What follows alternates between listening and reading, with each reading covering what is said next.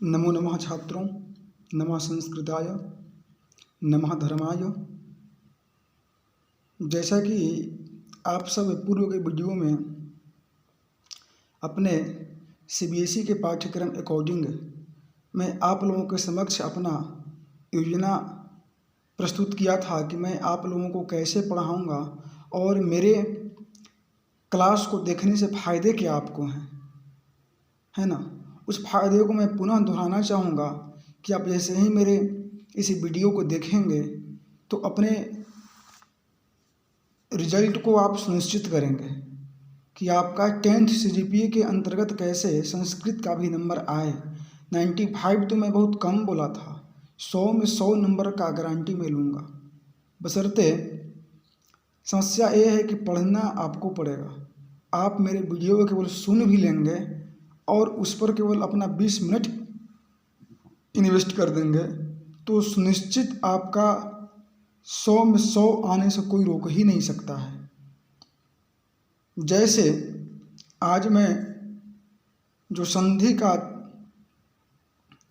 Chapter है पाठ्यक्रम में, उस संधि के चैप्टर पर मैं प्रकाश डालना चाहूँगा। जैसे सबसे बड़ा प्रश्न ये है, जैसे मैं संधि में प्रवेश करता हूँ तो हम लोग बहुत संदेह में होते हैं, क्या संधि स्त्रीलिंग है या पुल्लिंग है। तो आप लोग इसके संदर्भ में स्पष्ट हो जाएं कि जो संधि शब्द है वो संधि शब्द पुल्लिंग है।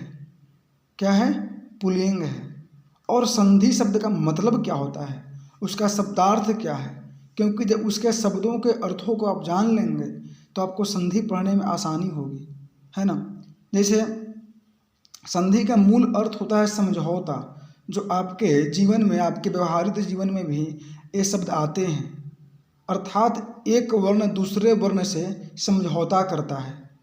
जैसे एक व्यक्ति का विचार जब दूसरे व्यक्ति के विचारों से मिलता है तो परस्पर मेल होता है और एक दूसरे से जुड़ जाते हैं, वही क्या है? संधि है। जैसे मैं अगर औपचारिक नियमों पर जाऊं तो ऐसे इसका नियम लोग करते हैं कि दो वर्णों के मेल से जो सार्थक विकार उत्पन्न हो, है ना, उसे संधि कहते हैं। अब इसमें दो वजह हैं, दो ही वजह पर ये संधि का नियम टिका हुआ है। एक वजह है विकार। विकार का आशय होता है परिवर्तन, है ना। जब दो वर्ण मिल करके अब तीसरे वर्ण का निर्माण होते हैं और वो वर्ण जाकर जब शब्द से जुड़ते हैं तो तीसरे अर्थ को द्योतित करता है, तीसरे अर्थ को बतलाता है ना।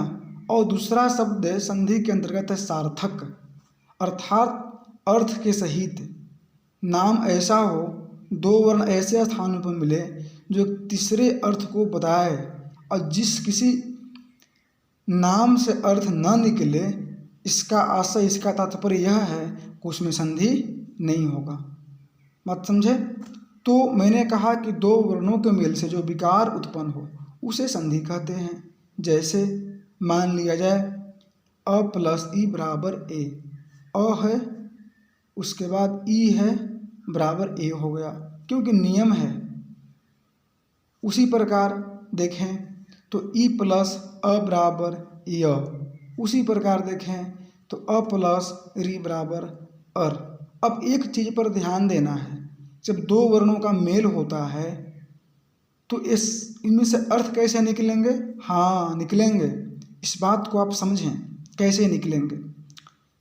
जो वर्ण होते हैं किसी न किसी पद का ये अंग होते हैं। जैसे मैंने एक उदाहरण पेश कर रहा हूँ, उदाहरण को प्रस्तुत कर रहा हूँ। जैसे शब्द है उपेंद्र, उप प्लस इंद्र, जिसको मैं कह सकता हूँ कि उपधन इंद्र।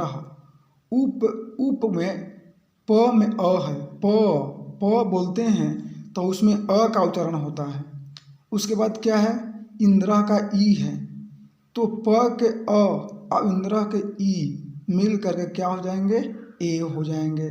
तो अ और ई के स्थान पर जब ए होंगे तो शब्द क्या बनेंगे? पद क्या बनेंगे? उपेंद्र। क्या बनेंगे? उपेंद्र।